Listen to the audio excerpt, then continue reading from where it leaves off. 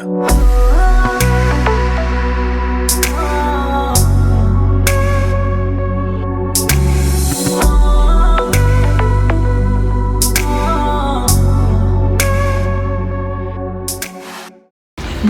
je m'appelle Kobli Nancy et aujourd'hui nous sommes à PMB, Parle-moi de ton business, qui est une émission qui présente des jeunes entrepreneurs qui cherchent à devenir des businesswomen ou des businessmen. Et aujourd'hui nous sommes avec une invitée très spéciale. Bonjour. Bonjour. Ça va? Ça va, je vous. Oui, je vais bien, merci. Merci. Vous pouvez vous présenter? Moi, je suis Laurence Yao, géomètre en construction de formation. Je suis responsable dans une grande entreprise à Turin, ici en Italie. J'apprends à devenir une femme d'affaires et aujourd'hui, je viens vous parler du Dream Deco. En quoi consiste Dream Deco? Dream Deco consiste à être une structure événementielle qui s'occupe en quelque sorte de la décoration de vos événements, que ce soit de l'anniversaire, au baptême, au mariage. Et au sein de notre structure, nous avons aussi d'autres services qui parlent aussi du service traiteur, du photographe et comme aussi du DJ en fait. Et comment est née l'idée? Dream Deco en quelque sorte est né parce que, disons que je l'ai en moi, parce que déjà depuis toute petite je voyais maman qui s'occupait des décorations des mariages, qui décorait les voitures. C'est quelque chose qui est inné en quelque sorte. Mais je pense bien en 2018, lors de la confirmation de ma petite sœur, j'ai eu à faire une décoration qui a poussé les autres à me pousser en quelque sorte, à me lancer dans cette aventure-là. Et d'où vient l'idée. Mais à part ça, depuis fort longtemps, je faisais des décorations à la maison, que ce soit pour les anniversaires, pour de petits trucs, pour de petits cadeaux. Et ça a toujours été en moi en fait. On peut dire que c'est une passion. Oui, c'est une passion. Okay. Comment se développe Dream Deco. L'activité se développe très bien à mon goût, même si elle n'est pas au top des tops, si on peut le dire comme ça, mais elle se développe très bien. Et c'est bien vrai que ça a commencé depuis fort longtemps, mais c'est à cause des études, du travail, de plusieurs occupations. Dream Deco est un peu mis à côté, si on veut le dire comme ça. Mais pendant ce temps, nous prenons le temps de nous former, de suivre des formations.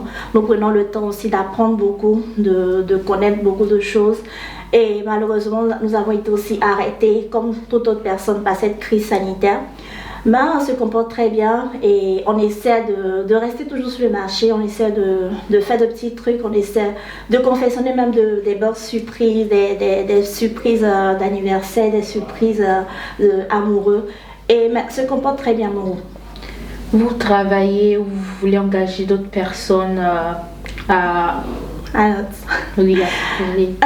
On n'est pas encore au stade de dire qu'on veut engager parce que le gain n'est pas encore ce que nous voulons en tant que tel.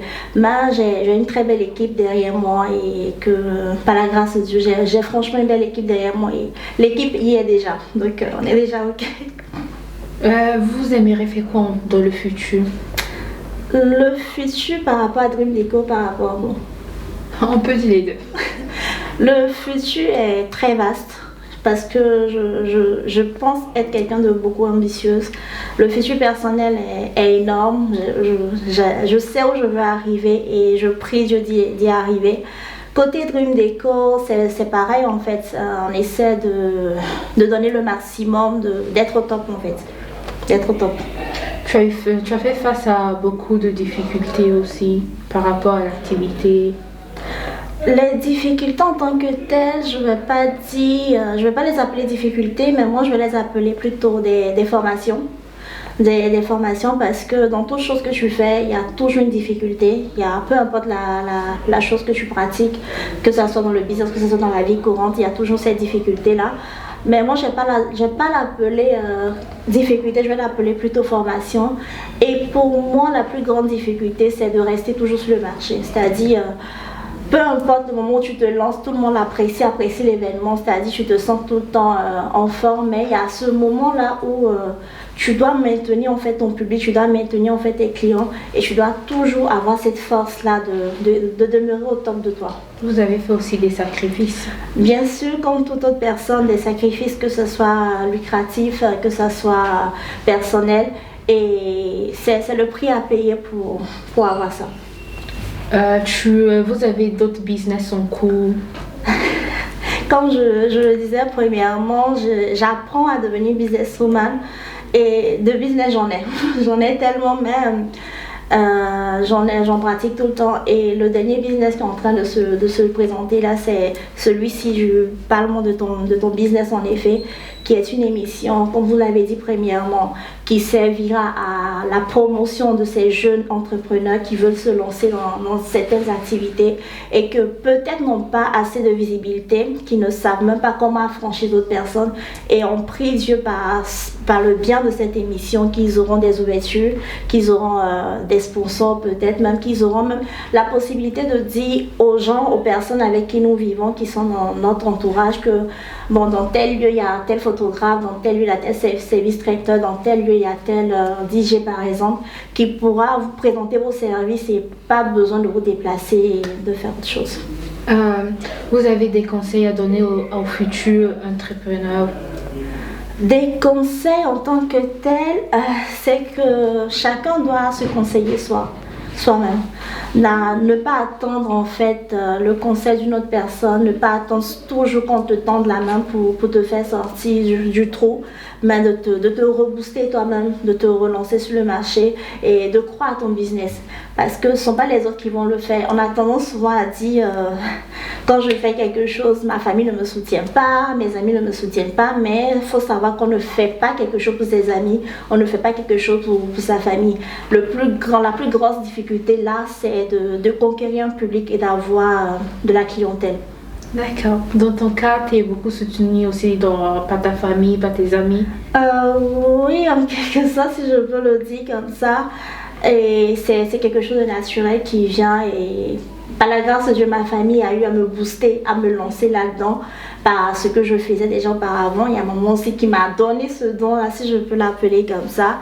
Et des soutiens, je ne m'attends pas trop des gens. Personnellement, je ne m'attends pas trop des personnes. Je fais de mon mieux à toujours satisfaire les autres et à toujours faire plaisir. Quel est votre mot de fin pour cette émission? Pour cette émission, d'abord je vous remercie de m'avoir donné l'opportunité de parler, de présenter mon projet, et j'espère qu'à travers cela, d'autres personnes on aura plus de visibilité, on aura plus d'ouverture, et pas moi seulement, c'est d'autres businessmen ou businesswomen qui se présenteront, et franchement je vous dis simplement merci. Merci à vous d'avoir suivi l'émission avec beaucoup d'attention. On se retrouve la semaine prochaine pour un nouvel épisode. Et n'oubliez pas de liker et partager. Merci.